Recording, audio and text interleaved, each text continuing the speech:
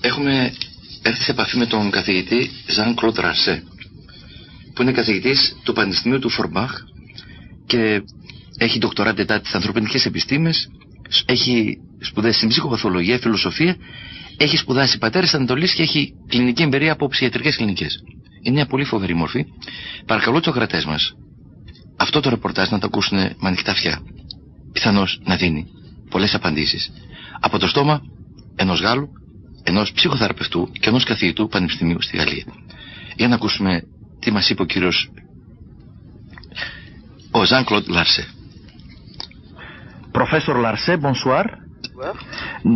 Σας ευχαριστούμε που είσαστε απόψε μαζί μας.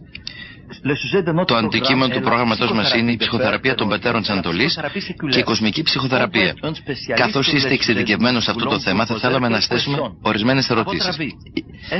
Κατά την άποψή σας, η κοσμική ψυχοθεραπεία είναι συμβατή με τις αρχές και την ανθρωπολογία της Ορθοδοξίας? Νομίζω ότι πρέπει να κάνουμε ένα διαχωρισμό. Υπάρχουν πολλές ψυχοθεραπείες κοσμικές, αλλά υπάρχουν κάποιες, θα έλεγα, που κυριαρχούν, και ειδικά η ψυχανάλυση, και μέσα στο ψυχαναλυτικό ρεύμα υπάρχει η ψυχανάλυση του Φρόιντ και η ψυχανάλυση του Γιούγκ. Όσον αφορά την ψυχανάλυση του Φρόιντ, υπάρχει, θα έλεγα, ένα αρκετό σπουδαίο πρόβλημα συμφωνίας με τη χριστιανική ανθρωπολογία.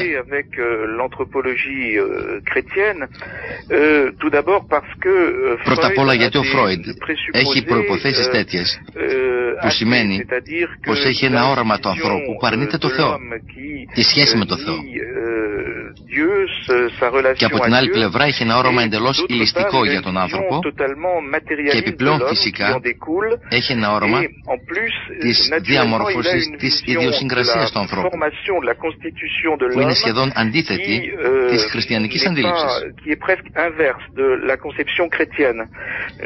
Δίνω κάποιες εξηγήσεις. Παραδείγματος χάρη, για το Φρόιντ υπάρχουν στην αρχή όλων δύο μεγάλες κατηγορίες, δύο ροπές, που είναι οι σεξουαλικές και επιθετικές τάσεις. Ο Φρόιντ σκέπτεται πως όλη η ψυχική ζωή του ανθρώπου εξηγείται από αυτές στις οποίες συμπεριλαμβάνονται και οι πιο ιδανικές τάσεις. Παραδείγματος χάρη, ακόμη και οι ροπές που ο άνθρωπος εκδηλώνει μέσα στην εκκλησιαστική του ζωή, μέσα στην φιλοσοφική σκέψη, μέσα στην καλλιτεχνική δημιουργία.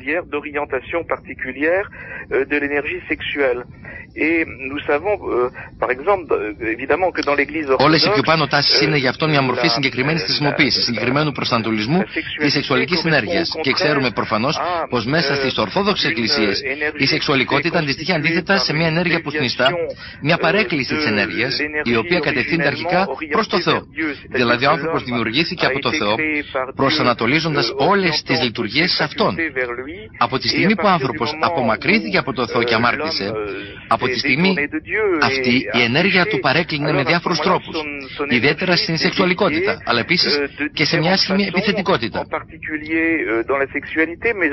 Θα ήθελα επίσης να πω μια λέξη πάνω στην επιθετικότητα. Για το Φρόιντ υπάρχει μια πρωτογενής επιθετικότητα μέσα στον άνθρωπο, που στρέφεται εναντίον όλων των άλλων. Αλλά για τον χριστιανισμό, ο κανονικός προσανατολισμός της επιθετικότητας είναι το να αγωνιστεί εναντίον του κακού, να αγωνιστεί εναντίον της αμαρτίας. Και όταν γυρίζει εναντίον των άλλων, αυτή η επιθετικότητα αντιστοιχεί σε ένα είδος διαστροφής, ενός άσχημου προσανατολισμού. Φυσικά έχουμε εδώ ήδη ένα όρομα εντελώς αντίθετο.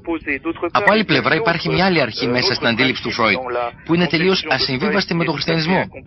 Είναι το ότι η χριστιανική ανθρωπολογία επιμένει πολύ πάνω στην ελευθερία του ανθρώπου, πάνω στο γεγονός ότι ο άνθρωπος διαθέτει μια ικανότητα αυτοπροσδιορισμού, που πρέπει να τη χρησιμοποιήσει σε συνεργασία με τη χάρη του Θεού για να αναπτυχθεί.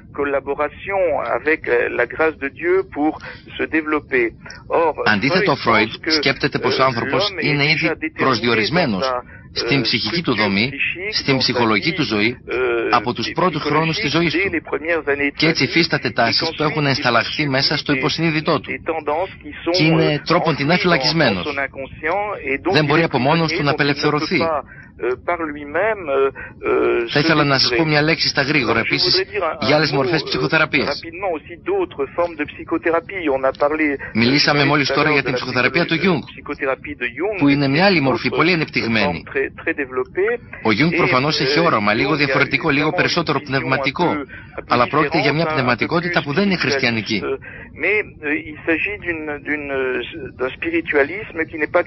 Υπάρχει, παραδείγματος χάρη, μεγάλο ενδιαφέρον ανάμεσα σε διάφορα κινήματα μυστικιστικά ή εσωτεριστικά για την ψυχολογία του Γιούγκ. Και πολύ συχνά, αν θέλετε, δηλαδή βρίσκουμε αυτό το είδος ψυχοθεραπείας συνδεδεμένο με παραθρησκείες ή με πιστεύω που είναι ξένα προς τον χριστιανισμό. Και παρατηρούμε τώρα στη Δύση μια ανάπτυξη ψυχοθεραπείων που είναι πολύ συνδεδεμένες με κινήματα παραθρησκευτικά. Και συχνά πρόκειται, πώς να το πούμε, για ένα μέσο που χρησιμοποιούν ορισμένοι παραθρησκευτικοί για να προσελκύσουν κάποιους ανθρώπους κοντά τους.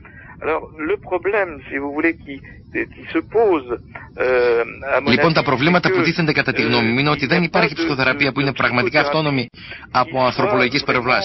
Θέλω να πω πως πίσω από κάθε μορφή ψυχοθεραπείας υπάρχει μια υπονοούμενη ανθρωπολογία, δηλαδή μια ορισμένη αντίληψη για τον άνθρωπο. Και συχνά αυτές οι ψυχοθεραπείες είναι δομημένες έξω από τον χριστιανισμό και είναι ακριβώς διαφορετικές στην ανθρωπολογία τους από τη χριστιανική ανθρωπολογία. Και χρησιμοποιώντας αυτές τις ψυχοθεραπείες κινδυνεύουμε, αν θέλετε, να προσανατολίσουμε την ψυχική ζωή του ανθρώπου μέσα σε πρότυπα που δεν ταιριάζουν με τη χριστιανική πίστη.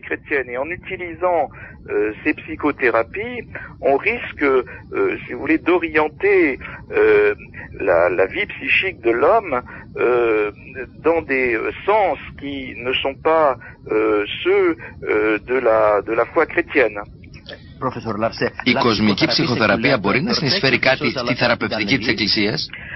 Λοιπόν, αν θέλετε, μέσα στα βιβλία μου έχω αναπτύξει και αυτό. Θα σας φανεί ίσως παράδοξο, αλλά έχω αναπτύξει την αντίθετη ιδέα. Δηλαδή έχω αναπτύξει την ιδέα πως αντίθετα είναι η Εκκλησία που μπορεί να προσφέρει κάτι στην κοσμική ψυχοθεραπεία.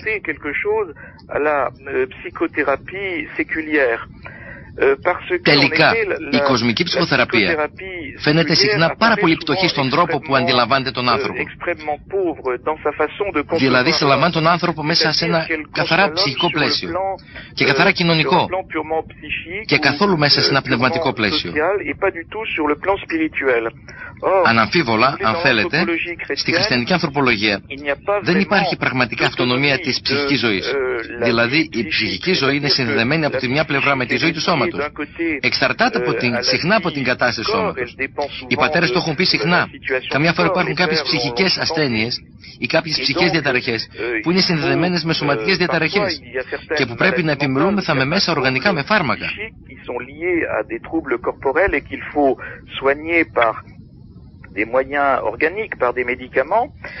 Αλλά από την άλλη πλευρά υπάρχουν πολλές περιπτώσεις που οι ψυχικές διαταραχές είναι συνδεδεμένες με πνευματικές ασθένειες.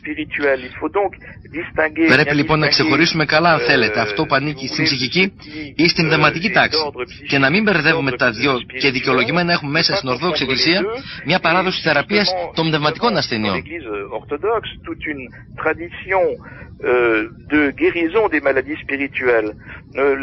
Οι πατέρες έχουν αναπτύξει πολύ αυτή την άποψη, μελετώντας τα πάθη, τον τρόπο με τον οποίο κινούνται αρνητικά μέσα στη ζωή του ανθρώπου και έχουν δείξει ότι σχεδόν όλα τα πάθη δημιουργούν μέσα στην ψυχή του ανθρώπου σπουδαίες διαταραχές. Παραδείγματος χάρη, μέσα στη ζωή των Αγίων μπορούμε να δούμε ότι ο θυμός είναι αιτία πολλών ψυχικών ασθενειών ή το πάθος της λύπης δημιουργεί στην ψυχή ανησυχία, άγχος. Tristesse, lipi en grec ancien, produit dans l'âme de l'anxiété, de l'angoisse. Η ακηδία είναι πηγή κατάθλιψης και αδυναμίας. Και το πάθος του φόβου δημιουργεί νευρώσεις του φόβου. Λοιπόν, σκέφτομαι πως υπάρχουν, αν θέλετε, Μέσα στην παραδοσιακή πατρονομική κληρονομιά της Ορθόδοξης Εκκλησίας και ιδιαίτερα μέσα στις πολύ πλούσιες διδαχές των πατέρων υπάρχουν πολλά πράγματα που μπορούμε να χρησιμοποιήσουμε για να καταλάβουμε τις διαταραχές της ανθρώπινης ψυχής και ότι μπορούμε να χρησιμοποιήσουμε και να τις φροντίσουμε και να τις θεραπεύσουμε.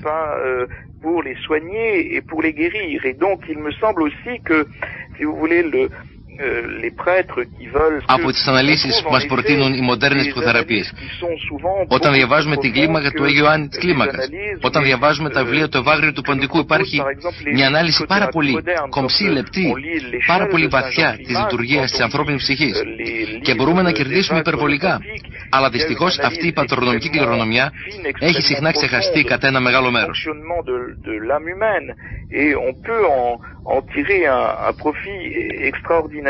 Mais malheureusement, ce patrimoine a été souvent en grande partie oublié.